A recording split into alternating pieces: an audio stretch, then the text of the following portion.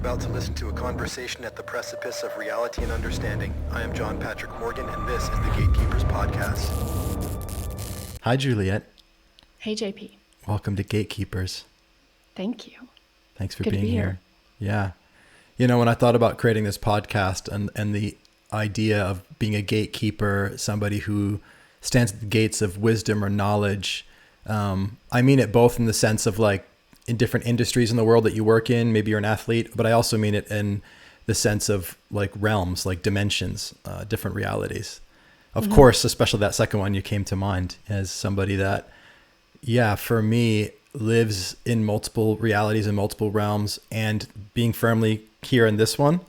And I've found it fascinating, and I've appreciated, as your friend, being able to share my dreams with you from time to time and get your feedback. And that dance of our conversation has been so instrumental, I guess I should say, like impactful on my life. Just these little insights, you know? So yeah, welcome. And I'm excited to talk with you. I have a whole list of things, and I'm just going to go one at a time, and we'll take as long as we do with each one, and we'll see where we go. And, but the first one is dreams and realms. So I'd love you to share a little bit actually, like with me about like, what is it? I mean, one of the things that I find most fascinating is how you have a dream at night, which is, I don't know if you would call it lucid dreaming or not, but your recall of your dreams is unbelievable.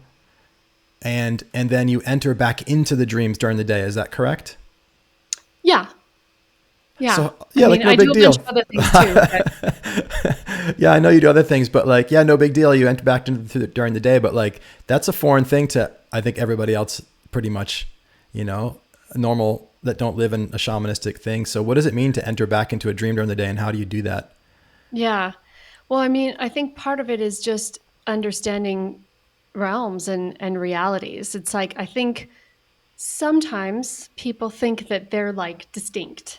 You know what I mean? Like if you're going to go to another realm, that you're actually leaving this one and going somewhere else, but they're all here, and they're all now.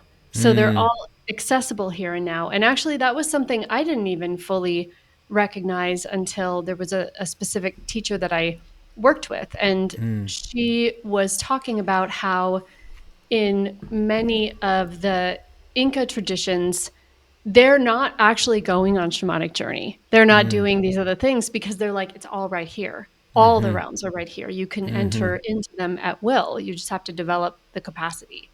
So that's part of it. It's like recognizing that it's all like everything that's unfolding in a nighttime dream has a frequency that you can feel in your body. And if you're tracking it, you can feel exactly where it is no matter where you are.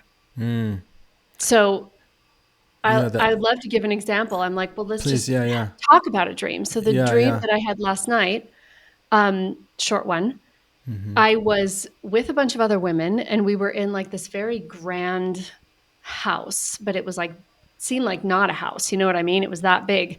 And there was a woman there who was like the owner of the house. And she was that role, like her whole job is to keep this whole thing going. Do you know what I'm saying? Like, you could maybe even say more of like a traditional wife role from a few generations ago, like the grounds and the house and all that. And so she was having us all for lunch, and everyone sat down for lunch, and each one of us received a plate that was like precisely exactly our favorite thing. Like perfectly prepared. And it was just like this really joyful, beautiful, curated experience. And I was aware in the dream, I was like, I don't have the skill that this woman has. Like, I was just really aware that like, I don't have it. And then what happened earlier today is a sort of like, I had a download 2 years ago about the expansion of my own work in this realm. And, there was something that I knew and something that I didn't know. And the piece that I didn't know just dropped in, but it's that same energy, right? It's like a different quality of, or a different level of stewardship, and creation beyond myself. And that may or may not make sense. I'm not really Oh, I think bothered it if it does. doesn't, but I'm relating it to my own experiences, and so it's almost like that woman was representative of a possibility or an energy or capacity for stewardship that you didn't identify with, but it has like a location where that possibility can be like stepped into, and you were yeah, accessing it from a distance in the dream realm, but that other character in the realm is actually just a localization of a possibility that you could basically step into and actualize, whether it's in the dream or in our waking, what we call our waking life. Is that accurate yeah. playback? And Yeah. what I'm seeing is that the dream is indicating that it's the access point is actually by receiving from that possibility, right? It's not like I have work to do. It's not like I have to study. It's like literally letting myself be nourished by it, which feels like a really fun project, you Yeah. know, to actualize something by being nourished by it rather than like trying or, you know, So do you mean being nourished by the possibility of that capacity for stewardship? Or do you mean being nourished by that stewardship from other sources, well, or both? I think this is the game I get to play, right? I get to Yeah. find out.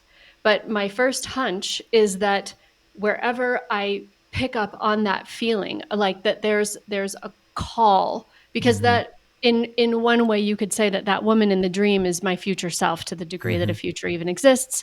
You know, it's all here right now, but like she's a very new character. Like I've never seen her before. There are recurrent, right? We have these recurrent energies, but she's new, which is pretty exciting. So when I track her in my waking life, I think the thing to do is sit down and say, you know, where is my perfect meal? How is it coming to me? How can I enjoy myself and be nourished and experience delight with others? I see. Yeah. So she becomes kind of an ally that you can reference about how to be in receivership of that. Yeah. Yeah. Yeah. It's like access through receptivity versus access through I don't know, just more normal ways of trying to gain access. Yeah.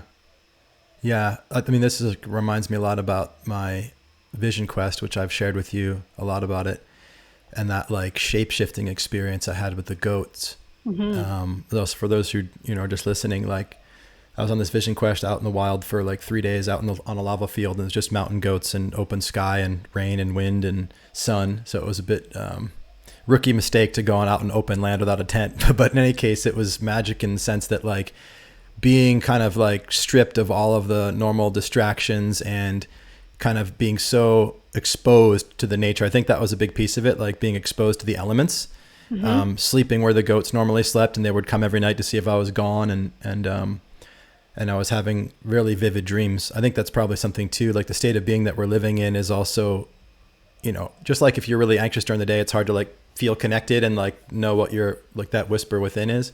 I think in our dream states, for me anyway, if there's like a lot going on, then my dreams at night aren't as deep, or I'm not as connected to what the wisdom is within them. But in any case, so then there I was like, that was stripped away. And so the dreams are so vivid and I was so lucid in them. And then this dream of like animals coming up to this house that I had to keep scaring off. And then there was a dream that a chimpanzee stood up on its hind legs and threw a rock at the front door of the house that I was in. And I shut the door and like ran and back in the house scared. And then like that later experience where I wasn't really remembering the dream, that was in my dream journal. And then a goat had come and it wasn't leaving. It was a male goat with the horns, and it was trying to like make a point that, dude, you've been sleeping in our spot for 3 days. It's time to go. And he was like way up on a rock outcropping, and I threw a rock and it hit the rock outcropping just beneath where he was standing. And then he ran off.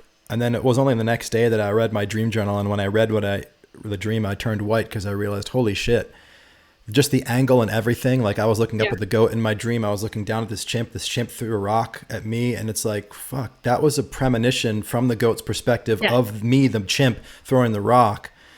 And so like, I get the chills every time I think about it. But like, that was the most visceral experience of, time and space and location of consciousness collapsing. And it's like my consciousness was living in the goat.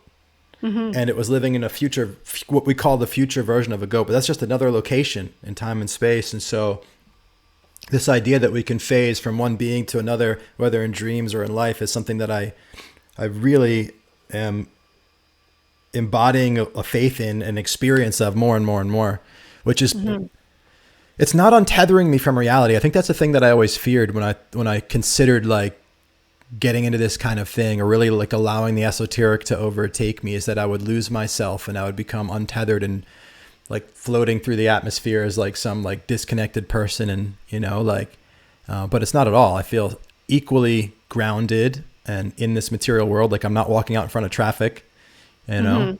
And you're somebody that I see like that, like you float. And like, I remember when we first met in Costa Rica, I told you it looked like you were levitating as you walked out of your place. It's just the way that you'd be in the world that's like light on your feet and connected to this other realms, but you're also like, you're very much a grounded person in the material world making stuff happen. So how do you relate to that? The idea of the material and the esoteric, do you even see a distinction there, or what has you feel grounded? And have you ever not felt grounded actually? Oh, yeah. Yeah. I mean, I would say I was not being very successful in being in this world for a really long time. All I wanted to do was escape it. And I didn't want into like dream realms. Is that what you mean? Yes, into Okay. any other realm that wasn't governed by this society and the way that people were. It was just like devastating to me. I couldn't handle the pain that I saw and the suffering, and I felt like it didn't need to be this way. And so like my whole plan was to like, it's so cute now. Like I was going to get $10,000 together and buy a piece of land on Costa Rica and just like live in a little hut and eat off the land and like do that for the rest of my life. And I mean, I think there's an energy in me that would actually be just fine with that. But it really wasn't my path. And it became clear that my path was to be able to move between realms, and to meet this realm on its own terms. And it took a bit. It took a bit because I had to own a part of myself, the part of myself that belongs to this realm. That's the part of myself that I disowned. And so bringing that back and caring about things like money and the material and being intentional in my experience in this place, which felt just a lot harder, at least in the beginning.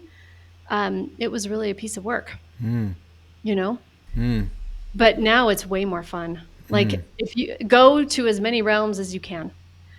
And I think for me, it's been a little bit different because actually it's been more of a process of recognizing that I can completely lose myself and untether from this reality. And as long as I can find my way back, it's actually fine. How do you find your way back?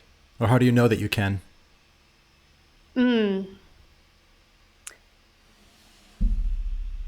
My experience has been that actually, like I misspoke. I don't find my way back. It calls me back. Like it brings me back.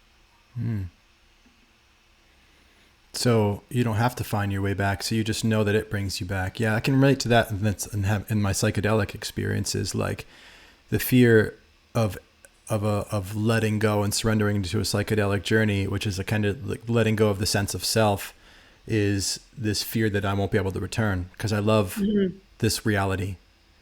But I also am, not really lately, but previously I was really tempted and enamored with the idea of letting go of this reality just to feel what it's like to not be in this self and reality. And so that psychedelics really served that, loosening the grip on it. But it's that existential fear, like, oh my God, but am I going to be able to come back? I love my wife and kids. I'm happy to let go of the idea that I exist so that I don't have to be like attached to things, but like I want to exist because I love them. And so, yeah, but there it is, right? Because I think actually that's sort of like the gamble is because I think it's the love that brings us back. Yeah, It's it does that feel like a gamble. the self that we are is loved here, is wanted. And Yeah, that self is wanted, right? As an illusion, as a unique entity of consciousness, right? Yeah. Yes, there's a gravity that pulls at it, that pulls it back into existence. That's Yeah. really And beautiful. this Yeah. is actually one of my favorite somatic prompts. Regardless of whether it's inside of like an asana practice or some other kind of practice, but actually just letting yourself come into the gravitational field of the earth, because that's her love. That's her loving of you. And Oh, when that we is so feel nice. Yeah. right, right, it's Yeah. like Yeah. when we feel relaxed, that's actually what's happening. It's like we're like, oh, just Oh, like letting gravity actually hold me to this earth. imagine that. What a gift that is like for me, that's a liberation of the idea of gravity as co-opted by the patriarchal, materialistic, mechanistic worldview, or as just some inert force that has nothing but, science behind it. Instead of it's like it being like Gaia's love, like it's her embrace or her yearning. It's like, that is beautiful. The love of a mother, and that almost like any all matter, the more matter there is, the more love there is, in the sense of it's wanting to pull towards you in gravity. That's so cool. Imagine, because I've had meditations where you feel the weight of your body, you feel gravity pulling on you, but never was it that little beautiful kind of ingredient of the mass of Gaia pulling you towards her, like, and feeling gravity as love. I love that. Now What you else? know. Now I know. Now it's with me for the rest of my life, like a number of other things that I'll mention a little bit that I have on my list that you've given me. But just to wrap up on the psychedelics piece, what I have ultimately found through my willingness to surrender is that every time I am brought back, I don't have to come back. It just, I am brought back into this self. So I can relate to the return as not something I do, but something that occurs when I am willing to trust. Yeah, I know. And it still feels dicey, you know? It does. Yeah. Yeah. And it, even in not necessarily like, actually on a smaller scale than psychedelics, but another thing that I've experienced as a shifting of realms. I actually had a teacher that helped me to see this too, kind of similar to you, that I was like, because I was having an experience that, like, actually on a psychedelic journey that I shared about, or like where all of my friends had turned into something else. I'll just leave it at that. Just keep a little bit of privacy, but like, they had turned into something. They weren't who they normally were. They were something else. And when I shared this with a teacher of mine, my interpretation was that I had taken my psychology and my fears, and I had metamorphosized them into this something else, with painting it with my illusory idea onto that reality. And my teacher's read of it was like, no, you had actually shifted into a parallel realm in which that is reality. Yeah. And that's always there. And that was like what you were saying. And I was like, holy shit, that makes so much more sense and feels so much more true. Even though before I'd had an experience like that, it sounded crazy. No, I know. And it's kind of funny because it's like, I don't think it's everybody, but I think kind of the pervasive story in our society that everything is a function of psychology. And it's not true. It's not true. It's just one idea. Yeah. Yeah. Psychology is just a perspective to look at it all. Right. Well, and it's so funny because it hasn't been around for that long, that perspective. No, but it's blinded us to so much. Yeah. Yeah. I mean, this is why I'm so excited to be alive right now, is because it's also coming back, Totally. It's like a mushroom. Like it looks like nothing's there. And then it rains and all of a sudden it's like, oh my God, there are mushrooms everywhere, Yeah, that's true. It is coming back. There's like a great awakening happening. There's like, I know that there's always people telling stories about that, but there's so many people having experiences that are different. I mean, just politically, there's so much like disruption happening. There's so many cracks, like the way AI is like shifting reality too for us. It's a really wild time to be alive. The other thing that I was going to say about like this shifting into realms is this practice that I've got through reading Jung, that I kind of like just reading Jung and kind of copying, emulating, like just practicing, trying things, which is like in my journaling practice to channel in different archetypal energies. And so maybe it's the king, maybe it's the sovereign feminine or something, and to just pretend that I'm in that role and to write that way, and then to allow myself to start to speak what I'm writing, And then to just like to play act a little bit. Like at first I'm just pretending, like I would speak with a deeper voice and I would write as if I'm a king. And then suddenly what happens is the writing starts to take on a life of its own. My handwriting shifts. I switch to all uppercase, which is like, I don't typically write like that. And so that I'm writing in a different kind of style in all uppercase. And my voice has dropped so deep in my chest that it's like, I didn't even know that I could talk that low. And suddenly it's just happening. And I'm like following these words that are unfolding, and the guidance and the clarity is so great and so incisive and so powerful. And a lot of the things that come out, I can't make sense of them as it's happening. I have to go back later and look at it and be like, what the hell was that about? And then I'm like, holy shit, that was about this. And that's like so powerful.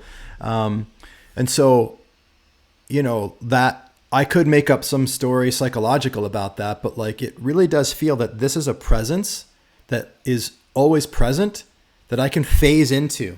And when I phase into that, it speaks and writes through me. That the self is like got this John Patrick Morgan idea is just stepped to the side, sat down, and some other player entity has got up inside this body and expressed itself in this realm. Yeah, and nothing feels more, no explanation for that experience feels more accurate than this is always there and I'm shifting into it, which is a profound experience. And I know from just 3 years ago version of myself, it would have sounded nuts. Even when I first met you, I mean, I've always found your stuff really interesting, but like I didn't really understand it in such an embodied way as I think I'm starting to now. Which is way more exciting. Tell. Yeah. Yeah. I mean, people are always asking me like, what books should I read? And I'm sure there are great books out there, but this is meant to be lived. Yeah. I'm like, inside. Go ask to be taught, and that teacher will come, and maybe it's not a person, maybe it's a dream, maybe it's a tree, maybe it is a book. But when it comes to you that way, because you actually asked for what you really need, and then it shows up, you are sitting at the big table, and it's not just like, oh, here, go get this book by so-and-so, Yeah. No, that's true. When they said, what book should I read? I was just like, I just felt the book within you. So it's saying a similar thing. Another kind of crazy thing that happens that I wanted to share with you is, as you know, I'm very moved by language, and abracadabra is my word, my words. We create as we speak. Lady Gaga made a song for you. I saw. It was so awesome. I've been listening to it a lot since it came out last week. A little bit too much for the rest of the family, but yeah, it's awesome. And so I get like phrases, like I'll wake up at like 3 a.m. And what I call this limosomnia, which is like limo is like the threshold, right? Like subliminal at the threshold, beneath the threshold. Like limosomnia is a term I coined. So just at the threshold of sleep. And that's actually a riff on Rumi, because he said that's like when you're at the threshold between waking and sleep, don't go back to sleep, don't go back to sleep. You want to hang out right on that threshold, right? Because that's like where you're connected to the dream realm, and you're awake enough to recall and remember. And so oftentimes I'll wake up around like 3 or something in the morning, and in that state, just like a phrase comes to me. And it's like, the reason I know it's a significant message is that it's usually a phrase that I don't even know what it means. Right. But it just comes like loud with a charge behind it. And then I'll just like, all I have to do is remember it. And then when I get up during the day and I start looking at it, it's like all of this insight unfolds from it. And it's like crazy that like there's something greater than me, or a greater part of me, or just the universe, whatever. It's like, thanks for like the direct message, basically. It sends me a DM. I know some people get like images or feelings. Like I just get fucking language. It's not necessarily straightforward. And incidentally, like lately, some of the ones that have been coming are Latin phrases, and I don't speak Latin. And so they're not like completely phrases that I've never heard of before. Like one of them a month or so ago was, I just heard the phrase, the writ of habeas corpus. And I'm like, I've heard of that, but I have no idea what that is. And last week I got the phrase, reductio ad absurdum. And again, I was like, what is that? Like reductio, and I had to look it up. And then once I looked them up, and then it just like this flood of realization for my life just starts to unfold. So yeah, it's just wild. So, and the more I say yes to these messages, the more they show up as well. Yeah. And maybe this means something to you. Yeah. Tell me how it makes sense. What are you seeing? Well, I mean, I think anything, when you start listening to it, it starts speaking more. The more you ignore it, distance yourself from it, diminish it, the less it feels compelled to speak. Mm, Unless sometimes it will then have to shout, mm, you know. But for mm, some people, they never get to the shouting. I mean, shouting can be very disruptive, mm. but at least it's not giving up on you, you know. For some Yeah. people, that voice it's so close. It's as close as the next breath, but we can't hear it Mm, because we've made it unimportant. Like I was having this, I get a lot of transmissions when I run. mm-hmm. Um, like there's something really important about moving through space. It doesn't happen Mm. when I'm on a treadmill. It like has to be moving through space. Interesting. And Yeah. it's probably not really safe, but like I go into that liminal space. So, I have no sense so of you're having a running body. without being Philly here. Yeah, Yeah. exactly, Yeah. exactly. And I actually had to look that up because I'm like, I think this is what's happening. Like, I just Yeah. ran a mile. I have no recollection of it, Yeah. Yeah. and it's like, yeah, if you are running at like a steady pace, actually, you can just get right into that liminal space. Yeah. Um, but anyway, this was a bit of a coyote thing because I was like, what if we all looked at our phones and like average daily use, right? Like, here's how Yeah. much time you're on your phone on an average day. And we committed to looking into the eyes of another human being for that amount Mm-hmm. of time in a Mm. day. Like, Mm. what would happen if we all just did that for one day? Mm. Mm. Something. Wow. Yeah. I love the eyes and looking into the eyes. As you know, my wife, Kalpna, I think you know my wife, Kalpna, was an optometrist for 17 years. So we've had conversations about the difference between looking at eyes and into eyes. And just because she had 17 years of looking at eyes, and so Mm-hmm. we're just teasing her a little bit about you're looking at my eyes, not into them. And then through this like kind of exploration, I think it was in the same book that I read where I learned this, the Jungian kind of process for connecting with archetypal energies, The King Within, by Robert Moore, I think it was. I think he talked about how the king, and I guess the queen as well, creates with their eyes. Hmm. And he referenced like a child. You know how children, when they're really young, they're always like, "Mommy, watch, Daddy, watch, Mommy, watch, Daddy, Yes. watch." And they're like, if they see you look away, they stop. And they're like, "Mommy, watch, Right. Daddy, They're watch." And they pissed. want to see They're you like, you finish. weren't looking. Yeah, you weren't looking, because when I see that you see me, I come into being. I'm Mm-hmm. created. I Mm-hmm. exist. Right? And so we literally create people with our eyes. And this is why I really love my in-person events when I do my work. Maybe you can relate to this, is that, I can speak possibility into a person and I can look at them in a Zoom camera. But when we're in person and I'm looking at them with intensity, and that look is the look of the belief that I have of the possibility for them, like that being comes alive in them in an even more powerful way. Mm-hmm. Like being seen is a creative act, Mm-hmm. and everything cuts both ways. So yeah, okay, so if we weren't looking into our phones, we'd be loving each other and creating each other into such greater possibilities, for sure.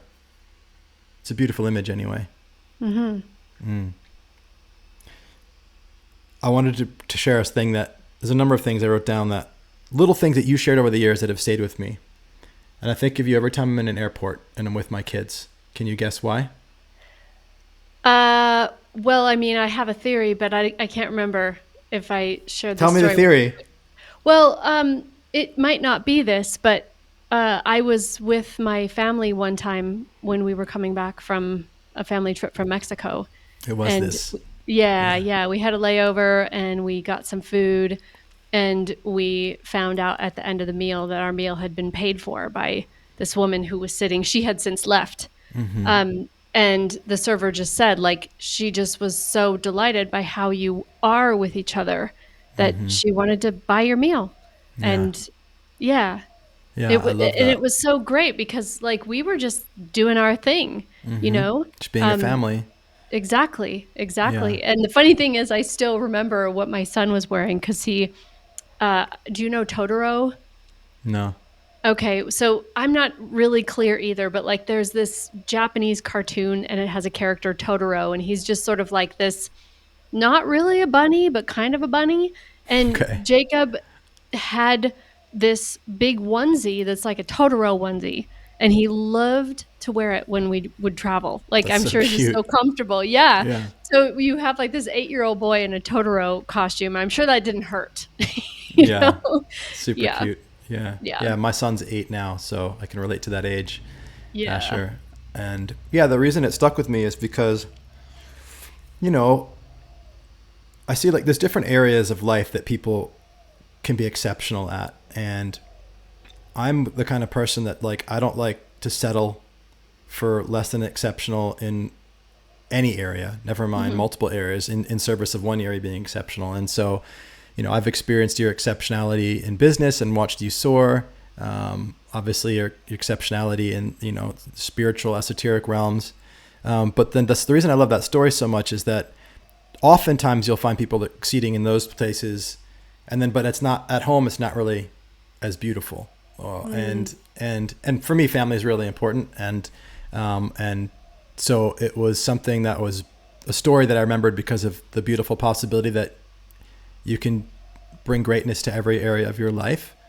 And also because it's, I'm projecting from my, you know, not being part of your family, obviously, but like that the way that woman that you told the story of that woman describing your family is how I experience you as, you know, I Mm. get to work with you personally, but that the expanse of your presence lives as a culture in your family, I'm imagining. And it's something Yeah, well, that I've held as something to aspire to for myself. yeah, and I mean it is a living, breathing soul, this family, you know? Hmm. Um, but it's been interesting because we've done a few retreats here and, you know, like In your there's home? yeah, Cool. yeah. Smaller, like not Yeah. That's really not interesting because not Calvin and I are people. planning our first in our home. Yeah, So well, yeah. so be prepared because Yeah. the interesting thing that happened that I didn't expect at all was the feedback that we got from what people received just from seeing us be with each other, Mm. you know? Um, and I don't know, I think they were kind of having that expectation that like, oh, maybe it's going to be a shit show behind the curtain because that's so often the case or, you know, Hmm. whatever. But like, we were just who we are. And I Mm. think part of that came from me saying like I want to do this retreat here, but what makes that a yes for you? Like what Mm. do you need to have happen? What do you need to not have happen so that Mm. you still get to have the space that you want to have the space because it's your home, Yeah. you know? Yeah. Um Yeah. so just like those little things, actually asking and Mm. collaborating and not Mm. just assuming that because your kids are kids that they don't know or No, you that's know what I'm super saying? helpful. Yeah. Yeah, Yeah. thanks. Because obviously I went and spoke with Captain about the idea and she loved it. And we saw the possibility as beautiful for the home. And we kind of like come up with a solution that we think would be beautiful for the kids. But like, there's no need for me to skip over them. Like I will Right. go They to both of them know. They actually know. and ask them and talk to them about it. Yeah. And I mean, I can guess, but it's still going to be a beautiful conversation, you know, to have them Mhm. feel included. And then when it happens, then they're part of it. Even if they're not attending, it's occurring as something Exactly. that they help to Exactly. create. Yeah. And I mean, that's so much of what we're always ever wanting is Mm. belonging. And Mm. perhaps it's even like a projection of my own stuff, you know, because Mm. we just learned that our son's school is not running middle school next year, Mm. and he's going to be an eighth grader. Okay. Um, and I won't go into all the details, but it was shocking. We had no idea this was even Mm. being considered. Um, it's a it's a Montessori school. Like there's a lot of Mm-hmm. reasons why we specifically choose that school. Um, and I've had to like just really like walk through some sticky stuff of taking it really personally because I feel like I was not involved. Like I was like we weren't asked, we weren't our voice wasn't wanted in that Mm. process. Mm. And so it's actually been really great moving through that because I'm like wanting to really be present for him and creating his year next year. Mm. And I kept like experiencing like how personally I was really taking this decision, you know, like why were the families not included when we're important stakeholders in this decision, Yeah. you know? I can relate to that too. I've had a really hard time.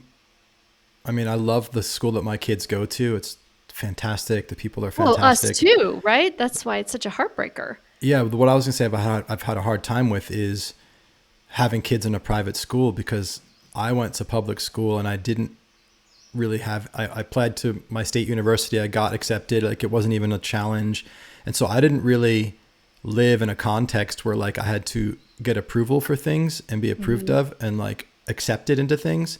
And you know, I've got both strength and weakness because of that. Like, I've got, Right. because I only Of went and course. did my own things in my own way, I've got like, I can take care of myself. You can drop me anywhere, I'll be fine.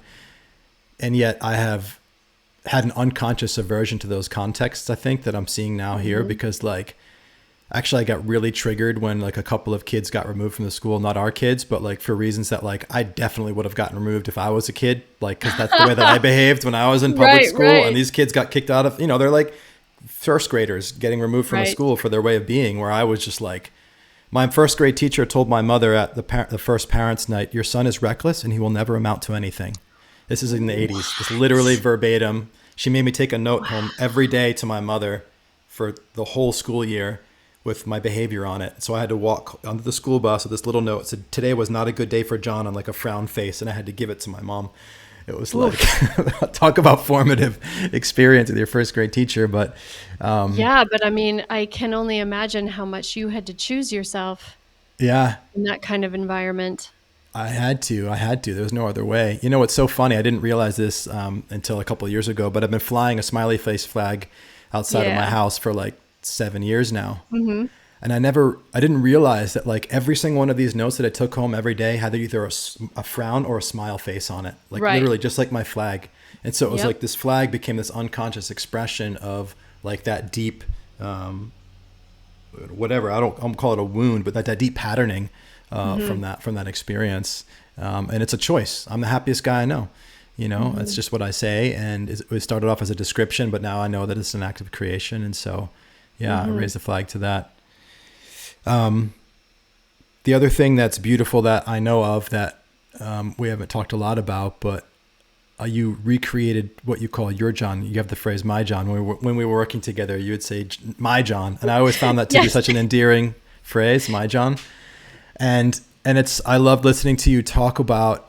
We haven't gone in depth, but talk about recreating your marriage, because it's such a. Most people are afraid to do that, or don't really understand how to. So I guess that's a piece that I'm curious about. Like, how did you find the courage to recreate something even more beautiful? Yeah, well, I mean, what a great question. And there's a few things that I have to say, but I just came to the realization the other day, like after him and me being in each other's lives for like 16 years now, ish, something like that.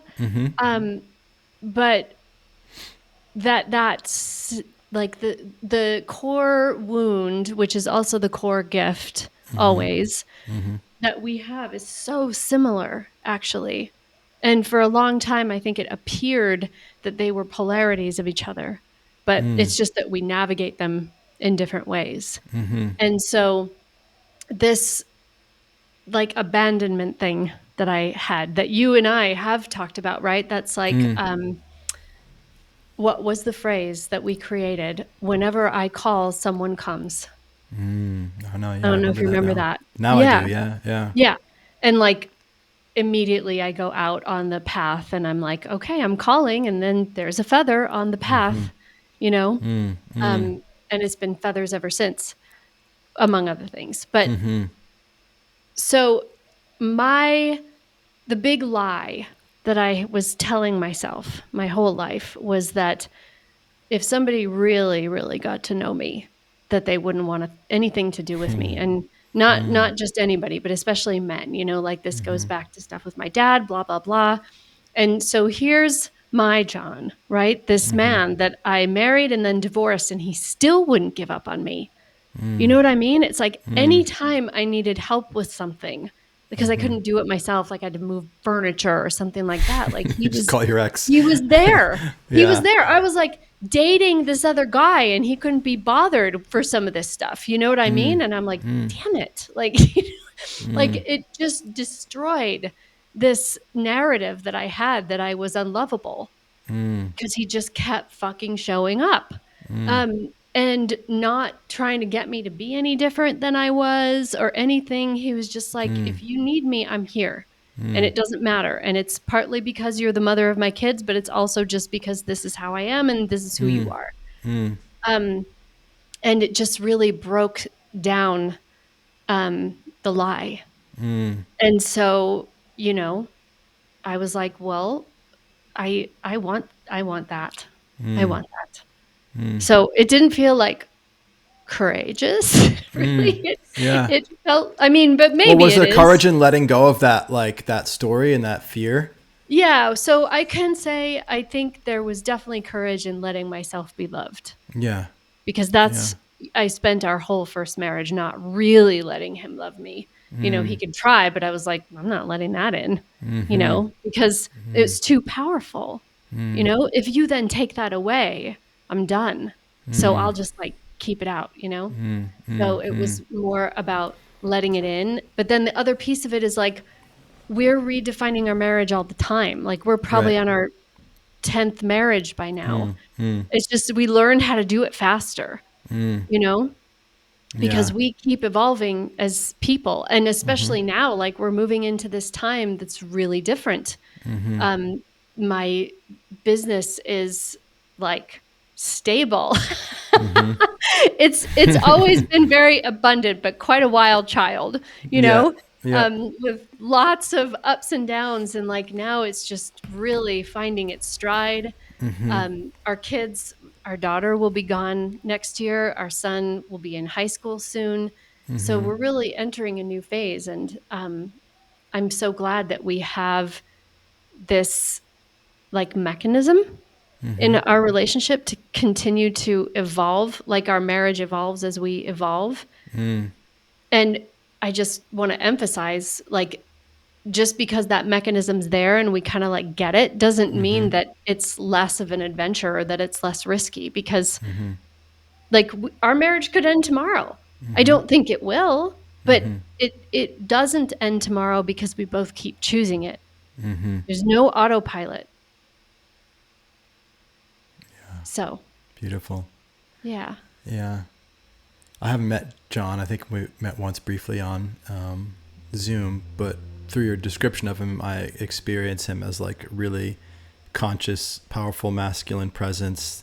And I guess I'm curious how, I don't want to take anything away from the power that you have that you create in the world with, but do you feel that his presence in your life plays a role in what you're able to do in the world? Absolutely. Yeah. Tell me about that. Unequivocally. Tell me more. I mean, the best language that I have for it is like Gene Key's language, but that's only because it's just the closest approximation, Sure. you know? Yeah. If you look at John's body graph chart and my body graph chart, you know, there are the energy centers, right? And then on the energy centers, there are these doors or these gates, gatekeepers. And you either like have it defined, which means it's yours, or it's undefined. And which means it's like it belongs to the world. But these gates connect to one another. Okay. So when you have one side of the channel, but you don't have the other side, it means that you need someone or something outside of yourself to be able to have the full function, right? Like we literally, it's this beautiful visual architecture for how we need each other. We really do.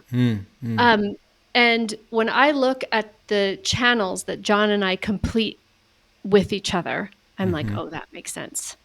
And there's one in particular where he has the gate of the highest high and I have the gate of the lowest low, like the deepest deep. Okay. And it's said that when you have that channel, you succeed where most others fail. Mm. And I feel it. I feel Mm. it in our relationship. Mm. So there's no doubt in my mind that I wouldn't be who I am or have anything that I have if it Mm. wasn't for that. Mm. Yeah, Yeah. lovely. Yeah, I asked because I feel that way with my wife, with Yeah. Kalpna, and Yeah. like I, yeah, it's a really like yeah, I don't know who I would be or what I'd be without her in my life, but like she's so present in everything that I'm being and doing, and it's like I think for me the possibility of marriage, which I've resisted for a lot of my life because my parents got divorced, and I was like Mm. marriage isn't for me, but surrendered to it, and through the desire to have kids and Kalpna having that kind of constraint. And then I just like fell in love with it as like a psychological and spiritual journey. Oh, And I get that. I get that. Like I was yeah, definitely a yes to getting married, but not really. Do you know what I mean? yeah, Like yeah, I yeah. like the idea Just of the it. But formality. I tick that box, people. Yeah, that was about it. right, right. But I love that you're bringing this in because like how I'm experiencing it is actually falling in love with marriage, Yeah. not Oh my only God. the I person love that being you, married. I love marriage. yeah, Yes. yeah. Almost as much as I love my wife. I hope that's a compliment, but like I love being married and I love the possibility that marriage is for what it gives. I wouldn't even say to me or to her or maybe even to us, but to something greater. Like Yeah. it becomes a deep purpose Hmm. of actually a friend of mine who's getting married for his third time was a bit trepidatious, and we were talking about marriage and my relationship to marriage. And I said, dude, I think the key to marriage is like, if you're going to get married, you're signing up to die. Hmm. And you're like, okay, I'm ready to die. Right. It's Hmm. crucifixion. Like, till death do the new version of me apart, because I'm being reborn in this moment as not the person that I was, but as a part of something greater. And if we Hmm. can, like, I find if I can, when I can see marriage as murder, as the murder of the self, and like I'm here to not, I am here with you, with her, to like not be who I was, and to let, like, every single obstacle that I meet is an invitation to let go of who I am and to merge into something, not to merge into her, but for us to merge together into something else, Hmm. into this third thing. I had my mom read the poem "The Third Body" by Robert Bly at our wedding, Hmm. which I think I may have shared with you in the past. I used to share in my coaching groups, but like that third body that emerges between two people is like, that's the thing that I'm here to become. And I feel like that's a signpost or a gateway to something greater than all of us, Hmm. that emergent thing. So yeah, it's hard. It's hard. And I don't want to remember that a lot of times, but it's magic. It is magic. Yeah. I was so happy this morning when I sent you the link to the Zoom, or not to the Zoom, to this podcast recording. Yes. And you wrote back saying, this looks like a website. Do I have to like sign up for an account? Because I don't really want an account with this website. And I was like, I fucking love that. This is why I love speaking with Juliet so much, because she is who she is. And this is one of your ways of being that I really admire. So like I experience you as a woman with her hand out like this, saying stop, so confidently, so assuredly, so often, that you create so much safety that you're so able to just actually be extremely soft. Like behind that hand is so much softness and lovability and love, and so much free expression of possibility that bears light. But I believe that the capacity for this no at hello is what creates the space for all of that softness and expression. Do you relate to any of that? Because this is my Oh yeah, yeah. experience of you, and And you're certainly not the first person to reflect that back to me. Um, like actually most of the people who are close to me are very aware of that. yeah. Like I still remember a dear friend of mine, he's like, your whole outer being is just no. Like Mm, it's mm, just no. But he reflected something similar, like behind that is this whole world. mm, And yeah, it's like it is not really conscious at all. Like I'm aware of it, but it's its You're not trying own. to do it. It's just Oh there. God, no, no. Right. It's like, um, gosh, I'm remembering now. I did an Akashic Records reading one time with this lady. Like I had never met her before, and that was like the first thing she said. She's like, "You have excellent boundaries." Yeah. Yeah. Yeah. Aha. Yeah, Aha. yeah. Yeah. Um, but again, it's just like the only way I can really understand it is that like this is open. You know what I mean? Like when you get in, you're in. You're all in. Yeah. And Yeah. there is no defense. There is no Right. defense. And Right. so I have to keep it pretty pristine so that it can be that soft, loving playland, and that's not coming from like fear or judgment or anything. It just is how it is. Um, Do you and it teach this to the women you work with? How to say no, no like you do? no. I'm No. more interested in teaching them how to be who they are. I Yeah, don't, but don't you think they that may this is not. related? Like, this is what I'm saying. Like, the work that I've done with women, and I think it's true for all people, but especially a lot of women relate to the feminine as something that's just soft and doesn't have this boundary. And it's like, and then they're taken advantage of and they're hurt, and then they're holding back and not expressing. And so, Mm, like, I'll give you an example. Like, there was a woman, really wise, lovely woman that like was at one of my events, and we were just talking, and I got a phrase, I got a download, I got a question to ask. I'm right. like, I can't fucking say that. There's like people around. I don't really know where that. Well, I can't say that. And it's like it's just coming. And I just said to her, "Have you ever said to a man, 'I will never fuck you'?"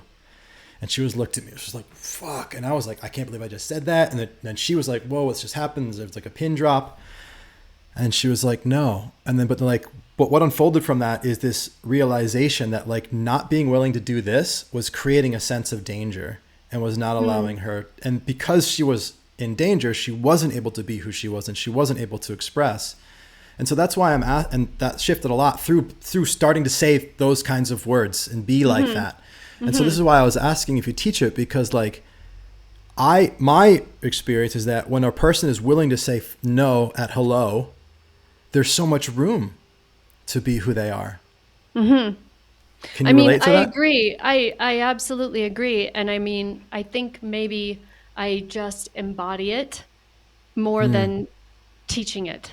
Yeah, well, you're And teaching it through your embodiment. I learned exactly, from it. You didn't try exactly. teaching me. And I mean, it's like I learned from it again I'm today. so, It's a powerful teaching through your being. yeah, but I mean, I think that's just how I teach, right? Like I am loath to Aha. tell anybody what to do. I just really don't want to tell anybody what to do Sure. because I believe so much in their choice. But I'm happy to share what I do, and I demonstrate. I would so much rather demonstrate a possibility or even dialogue about a possibility and like have that call their way Yeah. forward. Like I was just talking with my team about this because we've been using this thing that we call the outlaw method, but it's not right. You know, the outlaw part is right. The method is not right. And Because so it's too prescriptive, the word method. it's so prescriptive, right? Yeah, It's yeah, very yeah. But all intellectual. these, so many of the common marketing terms are because like there's that overarching expectation or the idea that people need prescription and they need to be told Right. what to do. So it's like Right. shedding that as a And constant practice. right. So the thing that I'm walking with, I'm not fully with it yet, but is whether we use the word outlaw or not, but really speaking of it more as a way. Because that like lands in my body, that this is a way, and way, it speaks to movement, right? And that's actually how I experience it. It's not like this set of rules or like this is the prescription and the thing you do. It's a way of being in the world. Yes. And my way actually will look a little bit different than yours, but when I walk my way, your way can become more evident. So, like, that feels like a relief. You know what I mean? Where it's like, oh God, what is the method? You know?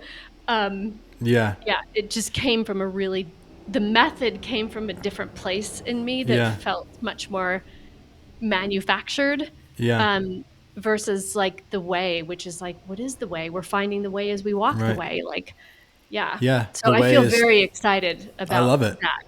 Yeah, it resonates with me. I don't use the term state of being like I think Dispenza does. I use way of being for that same Ah, reason. yes. Way of Thank being. you. And then the Tao Te Ching is the word way is I don't know speak Chinese, so it's either Tao or Ching means way. One of them somewhere in there. The word way is in the title of the Tao as well. Yes. Also the Bene Gesserit, What's which that? that's from Dune. Oh yeah, you love that movie. I got to watch the second one still. I do. And I Yeah. love that world. It's a fascinating world. But that's what they'll say. Like there's this line in the first movie where this, she's like the Reverend Mother and she's like, you've been training him in the way. In the And way. yes. Yeah, you know what? That's like a cultural. It's almost like the word "way" is emerging in the culture right now, pop culture maybe, because it's also in The Mandalorian. Ah, Have you seen yeah, that? well, This is the way. the there's the Force, right, in Yeah, Star the Wars. Force, right? But And what the but I way is haven't like seen The Mandalorian, so I the don't know. Mandalorian. They said their phrase in The Mandalorian is "This is the way." That's like the phrase of the Mandalorian. Well, it's like this is the way to be a Mandalorian. So they always say Well, it. This, and it's I like mean, their greeting and their the exit. This more is we the way. talk about it, the more I'm liking it because it's like it's a felt thing. Like this is the way, that's Yeah. not the way. Right. You Right. know, it's not about prescription, but it's like a feeling. It's direction, but it's not like a necessarily a pre-trodden path either. Yeah, exactly. It's not a Exactly. path; it's a way. Yeah. Oh, I Yeah, like it. I it's got like there's it. an openness to it too, and I like outlaw a lot too. One of my phrases that I've been using a lot is beyond the pale, as an exploration and an expression of my own, kind of delving into the Dionysian aspect of being. We talked about the left hand of God back when I had Yes. that dream. And so, yeah, beyond the pale, I learned is like, that was a phrase that I got like in a dream or Yeah. in that limosomnic state, right? Beyond It the pale, I sounds woke like up. it would be. Yeah. It was like, I've heard, I know that means being bad, right? Or that's like rude. And then I looked it up and I realized, and I found out that like, it was in I think it was Ireland that they had, came from Ireland that they used to, or maybe it was in England. Anyway, somewhere in the UK, way back when, civilized society was just being created, and they built a fence around where the civilized lands were, and then outside those fences were the wild people, and so to make the fence, the posts were called pales, and so they put pales in the ground, and they tied the lines and made the fence, and then beyond the pale was the wild. And so within the pale was the civilized world. And so you could say that within the pale is living within society's expectations, and living beyond the pale, oh, that's wrong and that's bad. So says society, but it's actually of the wild. And so I being know. in touch with the wild nature for me is living beyond the pale. So it's an invitation, the way beyond the pale. Yes. Well, and I'm reminded of the Matrix, right? Where you can actually you can live in both. You just have to learn how to be in the Matrix Yes. to do what you want to do. Yeah. Yeah. That's Yeah, what Joseph, I'm really interested in that. I just got this book called, maybe you've heard of it. It's called The 48 Laws of Power. Oh my God. I read that book 16 years ago, and I was Wow. so taken by it that I literally committed all 48 laws to memory. I used to Oh walk my around the goodness. streets of London with like little flashcards that I made, and I had I could recite every single of the 48 laws. Wow. And then like, sorry, I want to reflect back to hear more about this, but I have to course. interject because this is like, Please. this is how hanging out with you always goes.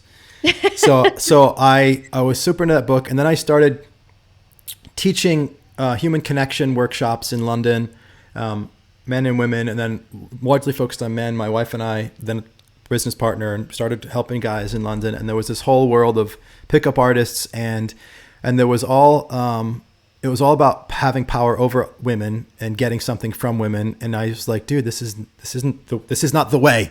This and is so not the way. I was helping the guys to just be authentic, to give, to help women feel beautiful and safe, and to let whatever happen, then everything would get better for them. So we had that business, we were doing that. But because of the toxic frame that I was seeing in the trying to get by having power over, I took 48 Laws of Power and I put it in that realm in my mind, and I moved away from it. And I turned my back to that whole kind of energy. And for 15 years now, I've been like, that book is not for me. Right. And so, and ever since my vision quest, when I had a real like crack in this, this fear of being a bad person and being seen as a bad person, I've started expressing and connecting more with my shadow and with the Dionysian aspect, Dionysus and these energies. And I've started to be more free to, like, some of the things that the phrases have just come out in my journaling that I repeat often now is, I'm free to be feared, happy to be hated. I am disdained, disguised and scorned, you know? And so it's like, and feeling the ecstasy of that. Right. And so just yesterday, I'm cutting my grass out here and I'm just listening to some marketing stuff of this guy, Ani Manian, who's really brilliant, that I've been listening to lately. And I just had this seemingly random thought. I didn't know that it was because it was an echo of the conversation I would be having tomorrow with Juliet. But the thought was, I think I want to go back to reading the 48 Laws of Power.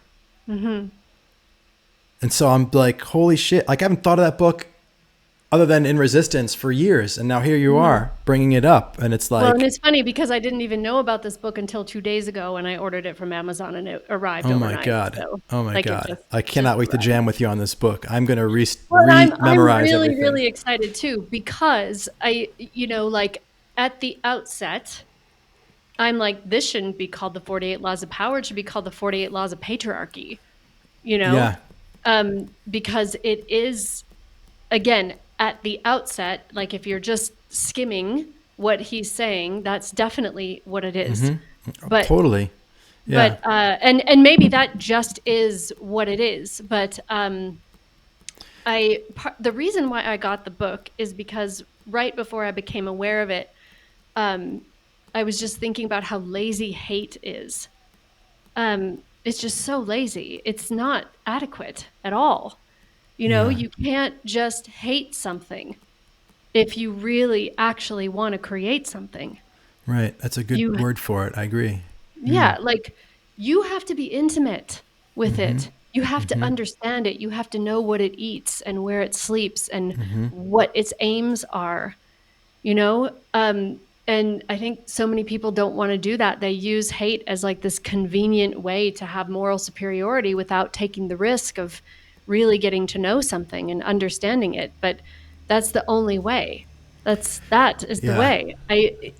So, like, I'm just sitting here. I haven't even really gotten into it, but they have all the laws on the back of the book. Right. And so, like, one of them is like, completely annihilate your enemy. Right. And I'm excited to dig into that, because what does it even mean to have an enemy? And what if we actually open to those dynamics of our shadow that do want to annihilate our enemy or that are annihilating, and blah, blah, blah. And we don't need to make this about that whole thing, but I'm just excited to look at that lens, to let it simmer in the cauldron with what I understand to be power. This is all simultaneously happening. There's this whole other thing. Like, this is what dropped in this morning. But really, really exploring the heroine's journey, which is distinct from the hero's journey. I hope so. Yeah. And so her way of being with power is different than the way of being with power in the hero's journey. And so, like, I just asked myself, I actually asked myself this question, like, Juliet, if you're building a parallel society, what the hell is it? Like, what's in that society? What is it made of? And the moment I asked that question, it's like all these things start coming in. It's like they've just been banging at the door, but I couldn't hear them. So I'm pretty excited. That's why I have to, like, run a lot, because I'm like a puppy. You know what I mean? I got to, like, get the energy, your energy out so I can sit here and have this conversation. Yeah. Oh man, this book, like, it is on the surface or at face value, that's what it is. It's patriarchal, like, zero sum power dynamics. Yeah. Right.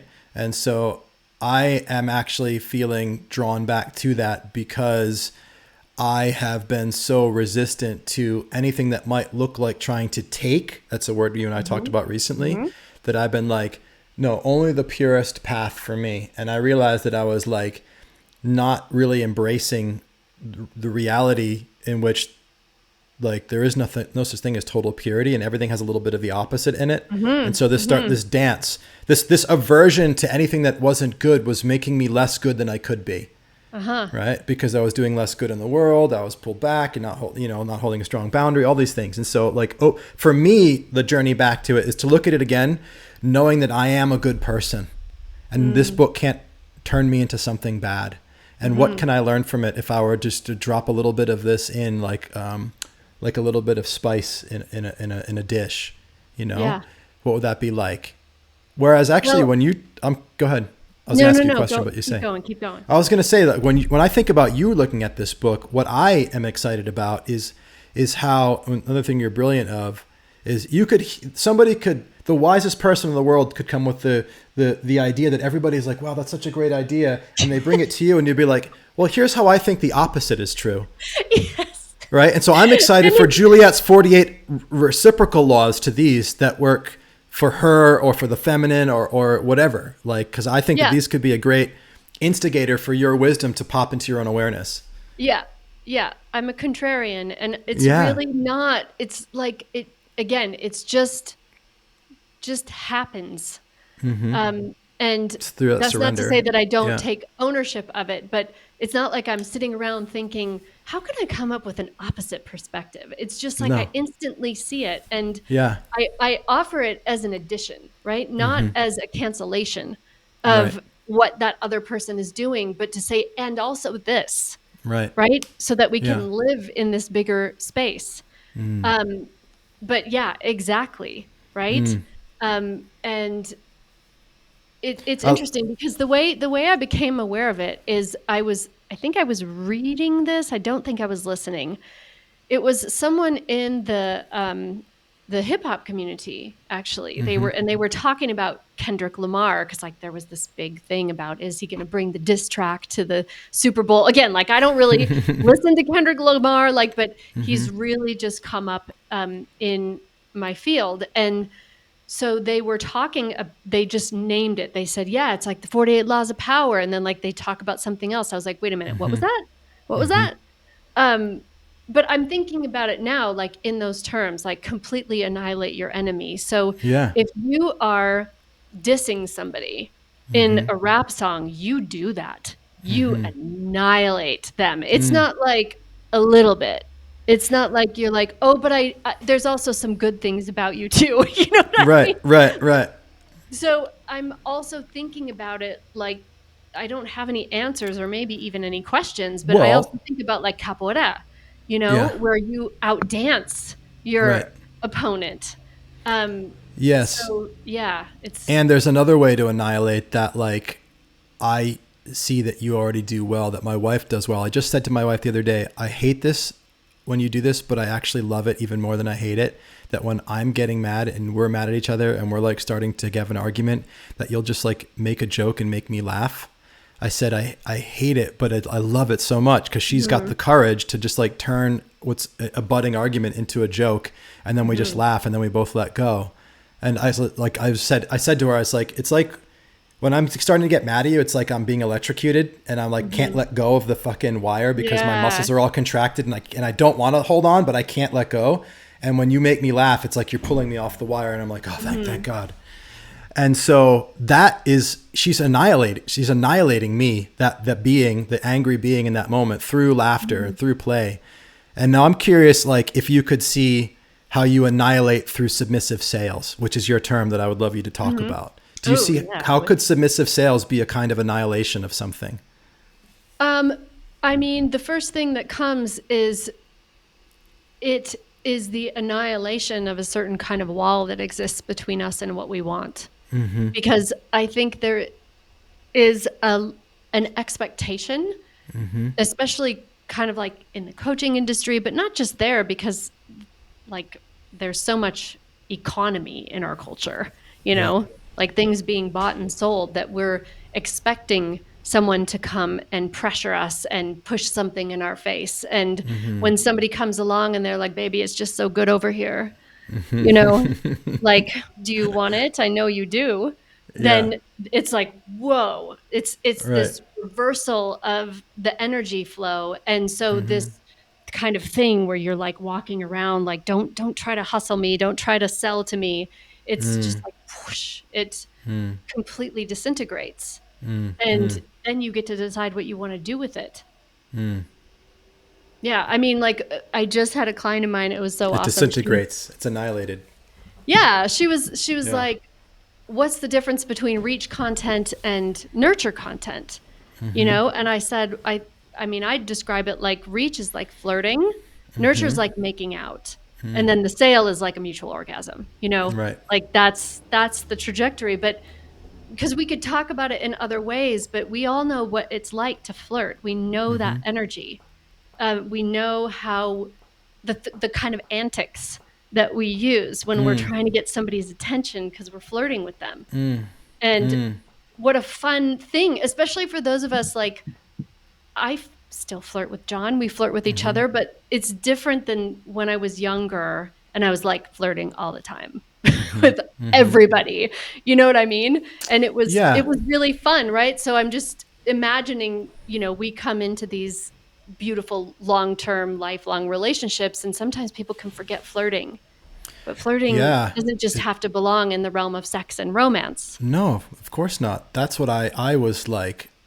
Yeah, that's one of the reasons I didn't think I'd ever get married, is because I was way too much associated with and identified with flirting and connecting with different women as like, that's my path and pleasure. That was my way. I thought that was me. And so when I did decide to get married and that kind of naturally started to fall away, I think that's where I found that I could express that and have that fulfillment through a non-sexual flirtation, which in business.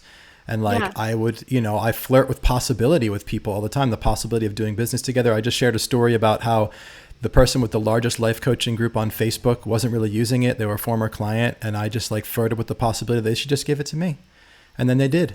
And now I own the biggest life coaching group on Facebook. And so it's like things like that happen through flirtation.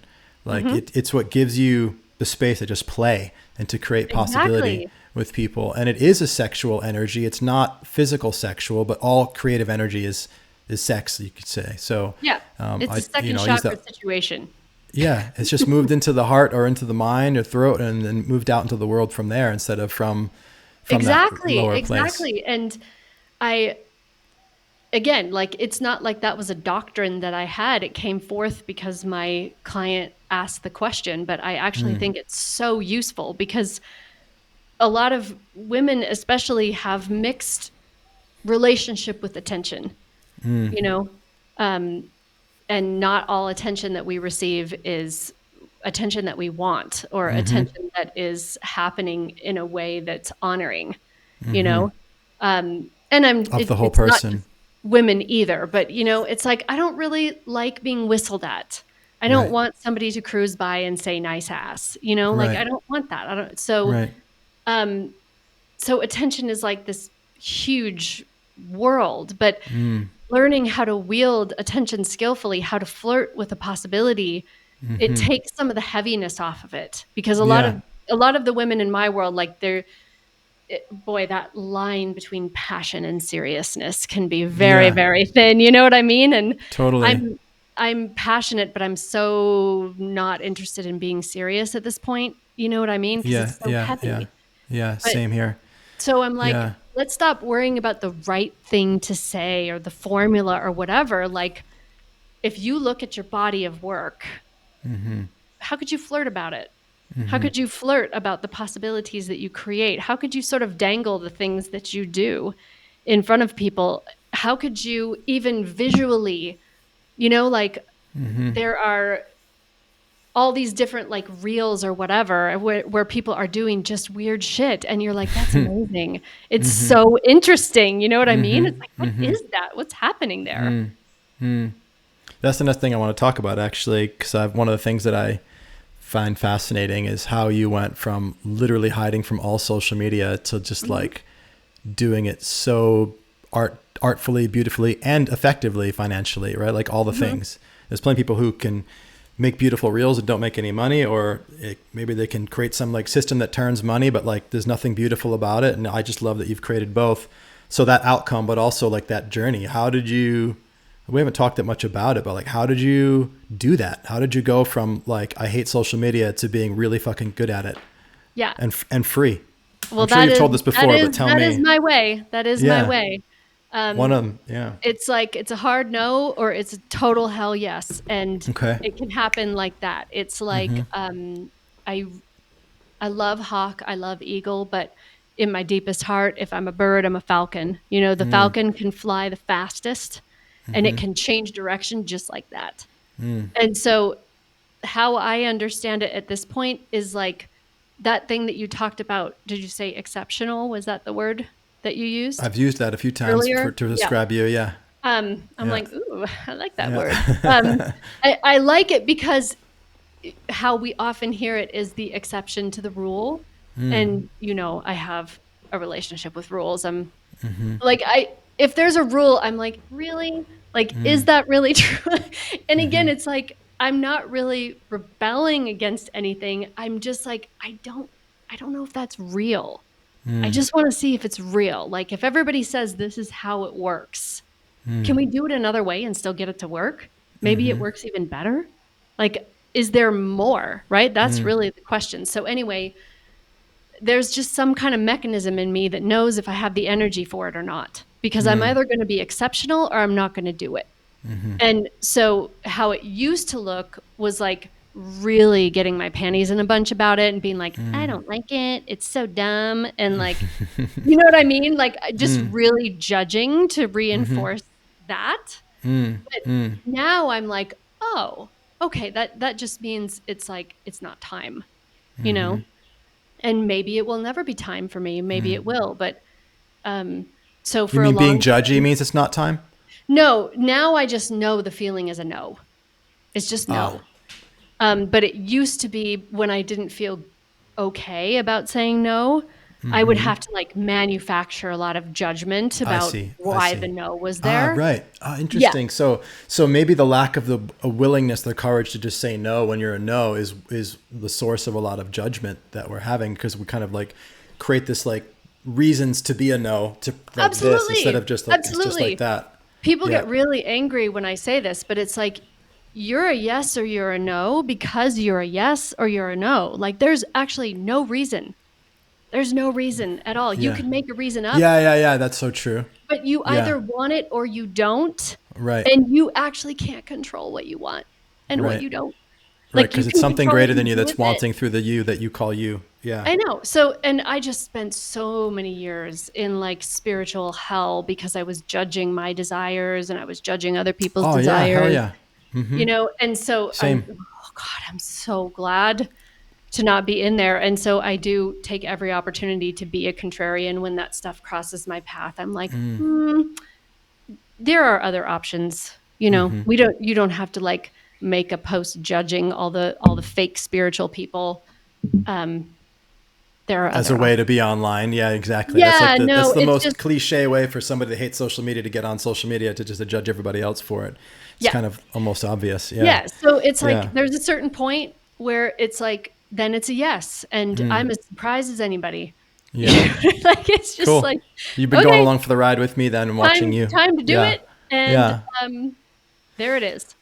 Well, I want to circle back then to something else that you were saying that I wanted to like just dig a little deeper on, because I find it to be fascinating. And obviously I'm not a woman, so like I inquire from a place of just respect and curiosity. But like this, like it seems like there's like a threading of the needle in expressing yourself in a way that's free and open, that attracts attention, and like also, you know, having a boundary that enough that keeps you safe. And then there's also, like the aversion out of fear of doing that thing or sharing yourself in that way. I guess what I'm trying to say is that like it seems to me that there's something okay with, in the perspective of some women, there's something okay with creating beauty and being seen and being attractive in whatever sense, whether it's physical or intellectual, creating that attraction, it's okay, to a point, then it becomes threatening. Right. And so when to a point, when it becomes too extreme, it becomes threatening to her. Threatening to? Well, I mean, it becomes unsafe. If it becomes unsafe, like if she's being whistled at, yeah, she feels threatened, Okay. like she's being whistled Okay. at, or guys are touching her or something like that. Like No, the if guy she that touched turns, me, I chased him down if he didn't have a bike. oh my I was gosh, so furious. It was a long time yikes. ago, but Okay. But yeah, see, like this, it's a real, the reality is I think the reality is that for a woman expressing herself and being seen and being attractive and having people be attracted to her is rewarding. It is for a man too. But there's a point at which it becomes unsafe, like physically. And there's also a point at which there's a slippery slope into attachment and to feed off that in a way that's not actually going to be fulfilling. Right. So there's like all attachment these to what? different attachment to, like, I'll give you an example where I'm coming from with this. Yeah. I never really was that like interested in like cultivating my body in any particular way. I'd like to work out and be fit and work Right. out, but I never like was like trying to look like something with my body. That wasn't like my orientation. And then my coach and mentor like did this like fitness thing and got like super ripped, and he's like in his 60s, and he gave me this book, Burn the Fat, Feed the Muscle. And I just like, I was like, I'm going to try this. I like to measure things and see what I could do. I've never tried to drop body fat. I don't really get that overweight, but I cut my body fat and I was working out, and suddenly I was like looking ripped, and like he was taking pictures of me and put them online, and like started to get like praise for it. And then I noticed myself starting to do the fat burning thing and the thing from a different place, not from a place of curiosity and exploration of what I could do with my body, from a place of like wanting to maintain that kind of love, that quality of like affirmation. And then I started to be like, oh, I don't like liking that enough. And so I was like, I'm still kind of like figuring out how I want to be in that world, but I'm trying to articulate that there's like this dance with like these different energies that when it's around creating ourselves as attractive in a particular way, that can be, I guess my assumption, my ideal, my curiosity is that there's a way that you can thread this needle and to play in this realm of creating attraction that is healthy and whole and good and create something beautiful. But you have to be willing to kind of, not do it to the point where it puts you at physical danger, or not do it to the point where you become addicted to it and then you're kind of like empty inside. You go beyond that point. Yeah, that's what I'm saying. There's a transcendent space where you can kind of have the good without the bad, so to speak. Yeah.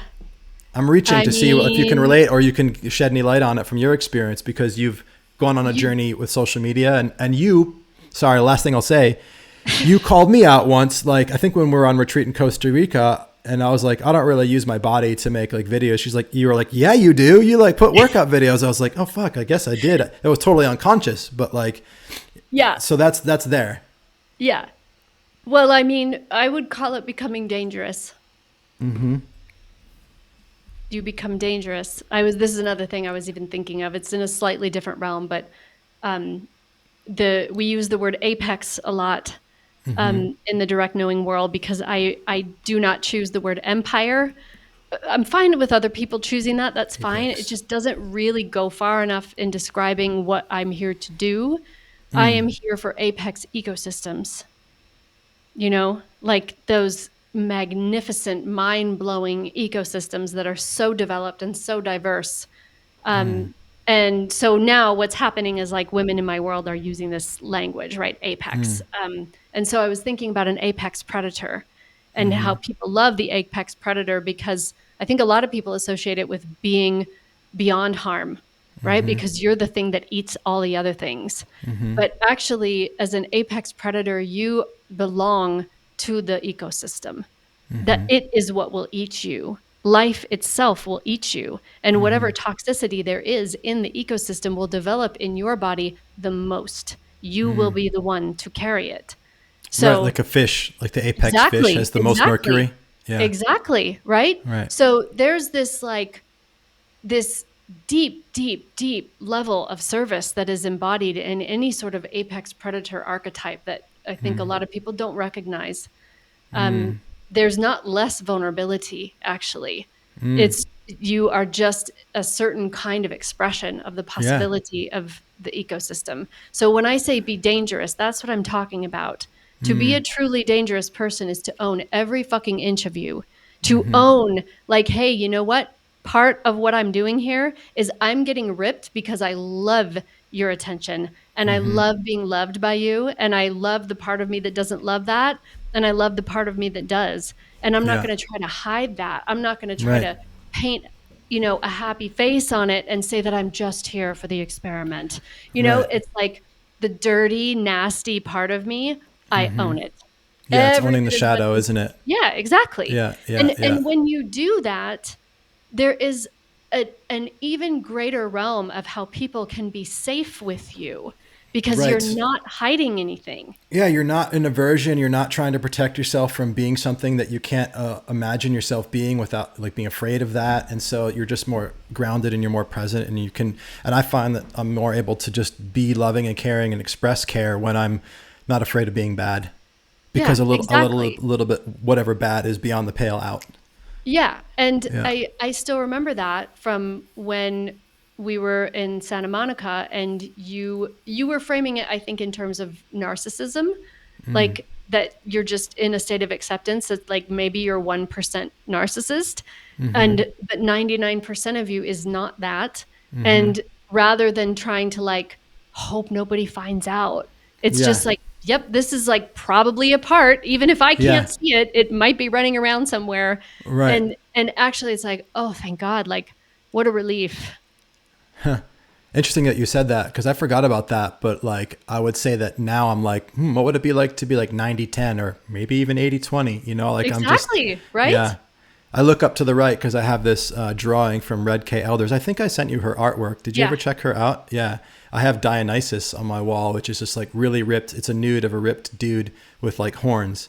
And when I saw it, I knew I needed to have it. This was some years ago, but like, just having it in my office and looking at it, and it's like more and more more and more awareness as to like the messages that Dionysus as an archetype, as an energy. Dionysus is the oldest god in recorded history. Basically every god has emerged from the god of Dionysus. Like even Jesus Dionysus was his rituals were bread and wine basically for like thousands of years, and then Jesus came along and was like, oh, see, Jesus was an upgrade, I think, in some ways. But in any case, my point is that like so much of what I have always believed was bad and was untenable for me was given to me by my upbringing in the Catholic Church. Like I just was told this is right and this was wrong. And I saw this picture, the Dionysus. I'll post a link to the art for the podcast listeners. Okay. With the horns, and I was like, actually, Kalpna said to me, my wife, who's grew up Hindu, she's like, "What do you see when you like? What do you think when you see the horns?" And I was like, "Well, it's like a devil. Like it's bad, right?" And she's like, "No, that's your church upbringing." And she's like, "It's actually pagan. You obviously, I'm sure, know this, but Yeah. like, I was like, what, really?" And so I just checked into it, and I was like, "Oh wow." Like the horns were the Dionysus god because it was an expression of the fertility of a goat, like the horny goat, like the goat just procreates, like creation. It's the most beautiful thing in the world is to create life. And I was just in it, and then the church was like, "No, that's bad. That's wrong. Stop being pagan. Be Christian." And then Yeah, well, and the association I grew up with. possibly even predating Dionysus were the horns as a symbol of the feminine. Probably, yeah. I know that all Yeah. the priests of Dionysus rituals were women from the books that I've read about it. Yeah. Yeah.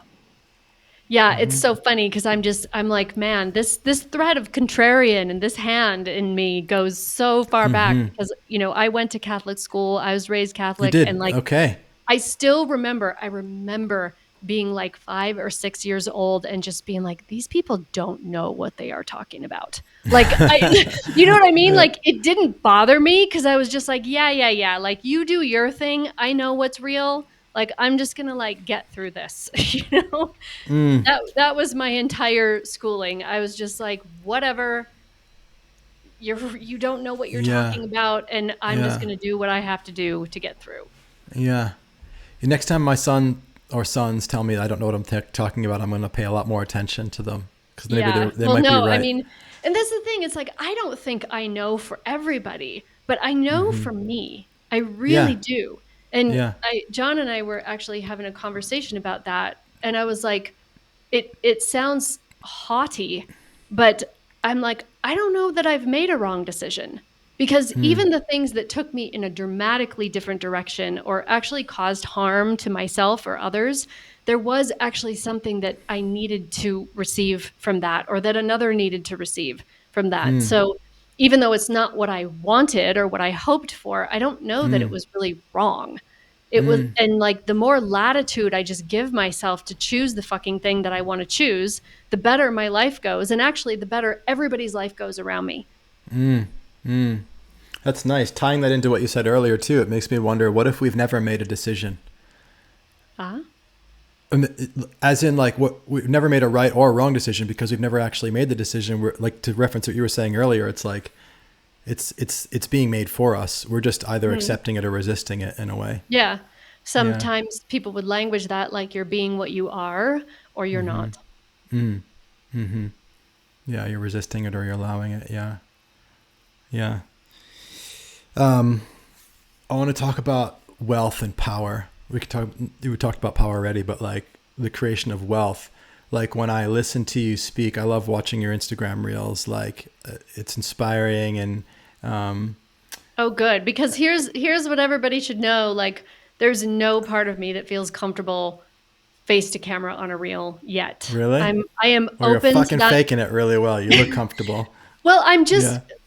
just channeling. Do you know what I'm saying? Yeah. Because So you're not there when you're doing it. Is that your way to well, channel it through? it's like I'm just asking my personality to like sit down and just Okay. have a cookie. Do you know what I mean? Yeah, 'Cause I'm I like, do. That's awesome. because I'm I love saying it. what I want to say, Yeah. but my personality is like, this is a train wreck. Like, you know what I mean? That's so interesting because so much of who, like the deepest, purest essence of you is in your reels. And so your personality is just an obstacle to the you that I actually know, I think. Probably. Like, I mean, like your poetry and your book and like your magic and like your love is so present in your expression in your reels. And so that must not be your personality. That's the truth. And whatever's having a cookie is maybe just an obstacle to that. yeah. Yeah. She's okay. She's all like, right. she's like, okay, fine, I'll take a cookie. Yeah, cool. She's adorable. So whichever part of you, whether it's her or whoever it is, like, I just would love to hear you talk about like here's what I want to ask. Okay, what I get from you is that money is good, wealth is good, Yeah. and everybody should have it. Yes. So that's my story on my experience of what I the like vibe that you're story. putting out. I mean, yes. Yeah. So talk to me about that. Talk to me about, like, let me just say, why is money good? Why is wealth good? Oh, wow. Or better, even, so to speak. Yeah. How would you say it? I mean, like, fundamentally, I think, I'm an animist. So everything is an expression of the one. For me, there's like, maybe it can be interesting to play the game of holy and unholy, but it's just a game. It's not real. So money is simply another expression of the one, of the totality of everything. And it fascinatingly is something we created. You know what I mean? Like, humans did this. We created it. And that in and of itself, I just think, I don't know why it strikes me so much. And I don't really have any specific meaning that I've made of it, other than I think it's really fascinating. So it is the energy of expansion, because money took us beyond the capacity to exchange even physical goods and expand them into valuing other things, even to valuing a future that doesn't yet exist, valuing ideas, valuing promises. And again, not that we didn't value those, but now we have a means of expressing that in a different way. So and money just has been absolutely my greatest teacher, which is saying a lot, because I've had some really, really great teachers. And again, people don't like it when I say that. They're like, like this other thing that's more holy and spiritual should be your greatest teacher. And I'm like, I don't know what to tell you. Like, Yeah. it just is. And it continues to do that. And to bring me back to a place of allowing myself. And so it's just this amazing spiritual technology if we let it be. So that's part of why I think money's good. Also, I just held myself separate from it for a long time. And life was harder. It was just stupid to do that, actually. Like, I don't think suffering is noble. I also disagree with the Buddha. I don't think life is suffering. I think suffering is also created and we don't have to create it. I think life is Yeah. beautiful. I think Yeah. life has pain, and pain is certainly distinct from suffering, but life is magnificent. Yeah, I agree. Yeah, beauty is an important word for me, and it's something that, like, I was really struck by. Beauty is something that I have hold as a high value in my business, in my life. I was really struck by Charles Eisenstein's book when I read it 20 years ago, "The More Beautiful World Our Hearts Know Is Possible," creating a more beautiful world. And that's recently married with my life's work for the last 15 years, which is to help people to live a life of freedom, love, and power, a life that they love. Essentially, it's been distilled down to like a more beautiful life. Hmm. And, every single person living a more beautiful life, the emergent result of that is a more beautiful world. That's essentially Einstein's philosophy. It's at the heart of his book. And when we live from our heart, when we live from our love and truth. Hmm. And so yeah, like the interesting thing for me, the exploration for me has been like, how is wealth in service of and an expression of beauty? Because there can be a lot of arguments against that, right? Like, oh, but often from an impoverished worldview where it's more of a judgment or a resistance or Uh-huh. to wealth itself. But yeah, I guess that's just a bit of a share. But I'm curious about what's your relationship between wealth and beauty? Like, how do you think about those two? How do they work together or not? Yeah. Yeah. We've had a lot of conversations about this in the direct knowing space, a bit more around the word luxury. And I want to bring it in because I feel like it's maybe it has something to say about that, Yeah. because it's like, what is luxury? And we have a lot of different women and they're all defining it different ways. They're like, I don't want a Birkin bag, but I still feel this resonance with the word luxury. And for me anyway, it has to do with more than what is required. Like, you could bring a stump over and you could sit on it, right? But for someone to craft a chair, and like, I don't even know what it's called when they like don't even need to use any screws because it's just like so perfectly fit, like, that someone poured a lifetime of craftsmanship into creating that chair Yeah. makes it a luxury item, right? And oftentimes there's a higher price that goes with that. There's a premium because it's the luxury of it. Yes. And Yeah. I I feel that in beauty and I feel that in wealth. Beauty is I think much more numinous, right? Like, it's so subjective, but I feel like it has that feeling of like there's more than I thought. There's more than I expected. Um, More care that has gone into something. Just more. And wealth is also that. It's more than what is adequate, more than what's required. And I especially love it because there's a lot of people in the spiritual community who want to take a shit on more. And they're like, more is so bad and you That's should what I never. was saying. Yeah. And I'm Yeah. just like, but it's so hilarious. Like, I still remember reading this book. I don't recall the title right now. I was so excited to read it, but it's exactly what she was doing. She was like, oh, this need for more. It's so materialistic, blah, blah, blah. But then later in the book, she's like, we need more compassion. I'm like, well, do we need more or do we not need more? You know what I mean? Yeah. I was Yeah. like, Yeah. Yeah. come on, be real with me, Make up your mind, lady. you know? It's kind of like when people say that too. I want to say, like, do you mean like the universe should stop expanding? Like, no more galaxies? Like, is that what you mean? Or do you just mean not more, whatever, more something else? Like, this decision about what more is good and what more isn't is very human and very anthropocentric. And, but luxury is a good word too. I could have said luxury. I can relate to that. I'm looking over at, I have a very, very expensive bag that I bought when I was in London Mm. that's for traveling. So when you talked about the bag, it's like, yeah, I kind of wear like $5 t-shirts, $10 shorts. I don't wear a watch, but there's something about like when I go into London and I'm traveling and I'm carrying a bag, there's something about the feeling that it creates in me to have something really, really nice, like carrying my work. I also like the juxtaposition against kind of like the kind of laissez-faire way of dressing, and then something that's also, you know, I guess you could say expensive. I like the contrast that creates, and Right. and I like luxury also for the quality, both for the aesthetic, but also for the quality of the craftsmanship. Whether it's a bag or like my BMW that I drive, like the way it holds the road. Like I was talking with a friend about like when I got the new Beamer, and she was like, oh, I don't know why people drive cars like that. It's all about like what people think of you. And I was like, I'm not going to sit here and pretend that it doesn't feel good when people like look at my car. I'm not going to pretend that I don't have that part of me that's there. I try to be as conscious as I can with it, not get too attached to it, but like it's there. But like the real reason I was like, have you ever been in a BMW? Have you ever driven one? Like, no. They're amazing. And Yeah, like I'm the getting my fucking new one this weekend. which one are you getting? Another X3. I just really, Oh, really love it. But this one's yeah. white. This one's white. We had a white X5, which I loved. It Uh-huh. was a hybrid, but we traded it in and we got a an i5 electric, all electric. It's like a BMW Tesla. Okay. Oh my God, it's like fucking driving the Batmobile.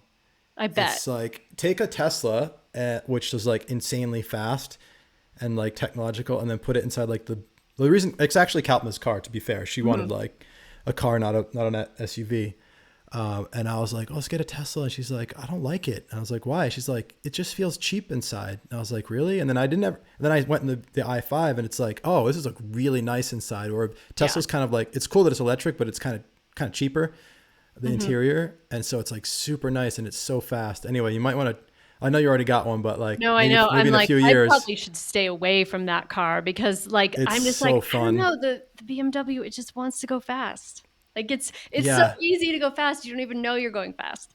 I know. And it's so quiet. And yeah. So anyway, it's, as you know, it's not just, it's nice to look out in the driveway at like this expression. Like for me, when I look out at my farm and all that we own here, and the pool and the fruit trees and everything and the acreage, like I feel so much gratitude for all the people, you being one of them, who have invested in time with me so that I could help you to do what you love, to be coming from love. And in exchange for that, I get to live here. So like for me, this is not a symbol of like how cool I am. It's Well, you are pretty it's a cool. symbol of thanks.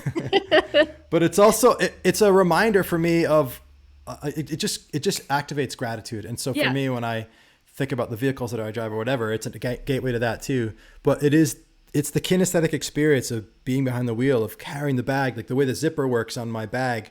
It's like not going to fucking break for 100 years. Right. It's you know well how fucking done. annoying it is for your cheap Yeah. hoodie zippers that break after like a week, you know? And so there's something, to me, that's an expression of beauty as well. Absolutely. Absolutely. And I just want to take the opportunity to say, because I know that it comes up for a lot of people, like I love that my investment in our work helped to contribute to you living the dream Thank you. that you're living. Yes. I think sometimes people worry about that they're like, oh God, like, are my clients going to look at my Beamer and be like, what the fuck? I just paid for your Beamer. You know what I mean? But I'm Yeah. like, I love it. I Yeah. absolutely love it because this is systemic abundance, right? Mm-hmm. I Mm. received so much from our work. I still do, Mm. even though Mm. the official work ended, whenever it Years ended. ago. It's just, Yeah. Yeah. yeah. Well, it's beautiful because speaking of systemic, I'm receiving from you constantly. I'm always talking about every time you post something, I share it with my wife, and we're both like, oh, this is so good. It's just feeding us right now so much. And I know a lot of the ideas maybe are ones that I've maybe shared with you in the past, but I'm hearing them in a different way and at the right time. And so, the gratitude and respect is mutual for sure.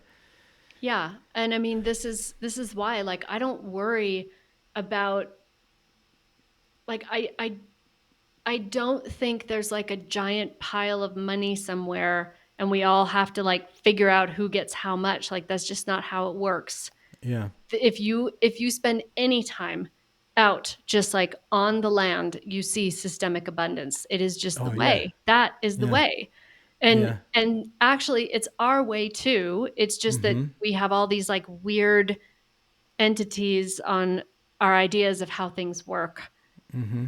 But Yeah. My wife had a great insight that like, she said from a meditation, she came out and she said, I realized it's like abundance isn't something that we have or we get. It's something that we are. We are abundance. And that's something that her and I, when we have our little time together and we kind of go through some of the ideas that we share, we speak together. We are abundance. And when I speak that, I think of the feeling of having, whether it's the fruit trees or the potatoes growing in the ground, that like these plants just they don't stop. They do not stop giving food. It's like, it just is. Like I take all the oranges off the tree and then I come back a couple months later and there's just more oranges. I'm like, are you fucking kidding me? Like just a fucking thing sitting there and you just give me food and I take all of it and you just give me more. Yeah. It's nuts. And so that's not just the trees. It's everything is doing that all of the time. And we are that. That's what she saw, and it's helped me to see it more clearly, that we are abundance. Yeah. Even just from the fact that we're shedding skin cells constantly that are becoming the soil that the tree takes. And the tree is probably like, you just keep giving me soil. Like, I know. Damn. Yeah.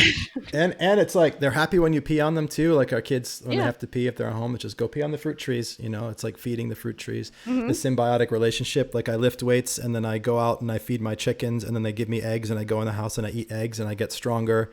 Right. And it's like this, which I love. I just love that. I mean, I know for anybody that grew up on a farm or in in nature, like this is obvious, but for a kid that grew up in the suburbs, like I didn't even know fruits had seasons until I was like 20. Because like I was just going to the grocery store and they're always there all the time, right? So, it's like it feels like coming home. Moving to this land has felt like coming home to a home prior to the one I grew up in. Something deeper. Yeah. To the definitely. land.